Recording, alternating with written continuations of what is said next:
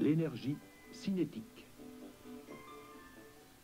À cause de l'inertie ou de la paresse, cette boule de billard ne veut pas se déplacer.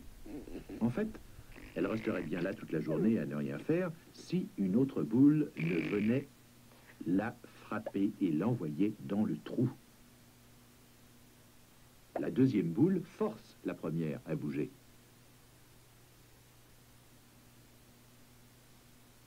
Toutes les fois qu'une force agit sur une distance, vous savez qu'un certain travail a été accompli.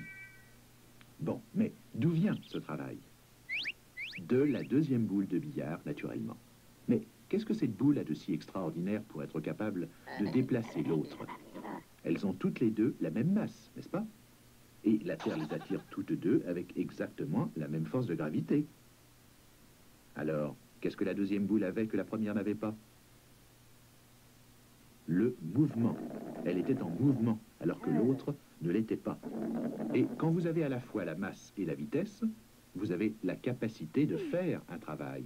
Vous pouvez utiliser votre mouvement pour imprimer un mouvement à d'autres choses. En un sens, nous dirons que vous avez du travail en réserve. Les physiciens, courant toujours après les mots des autres langues, se dirigèrent cette fois vers la Grèce et découvrirent que le mot grec pour la préposition française « en » est « en » et que le mot pour travail est « ergon ». Quand on juxtapose « en » et « ergon », on obtient « énergon », travail en. En quoi? En réserve, ce qui nous donne le mot français « énergie ». Et les physiciens se mirent d'accord pour utiliser ce mot dans le sens de capacité de faire un travail. Donc, la boule de billard en mouvement a de l'énergie. Bien entendu, l'origine de cette énergie vient du joueur de billard, dont le bras avait du travail en réserve, ou de l'énergie, grâce à son mouvement. Cette énergie a été transmise à la queue de billard quand le bras l'a actionné. À son tour, la queue a transmis l'énergie à la boule de billard en la déplaçant et en l'envoyant frapper l'autre boule, la forçant ainsi à aller dans le trou de la table de billard. À chaque stade, un nombre de joules de travail a été dépensé. Le bras actionnant la queue frappant la boule frappant l'autre boule.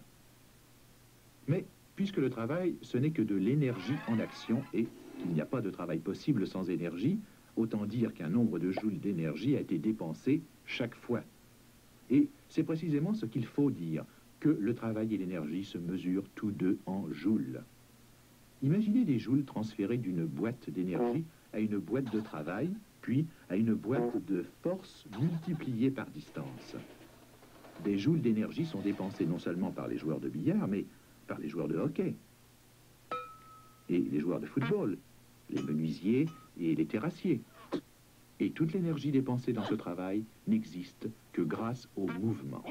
C'est alors que les physiciens, afin de ne pas oublier cette découverte importante, retournèrent une fois encore à leur dictionnaire grec et qu'ils trouvèrent que le mot pour mouvement était kinéma, un mot que les producteurs de films ont aussi utilisé pour désigner les images en mouvement, c'est-à-dire le cinéma. Et les physiciens, eux, de leur côté, ont appelé l'énergie du mouvement énergie cinétique.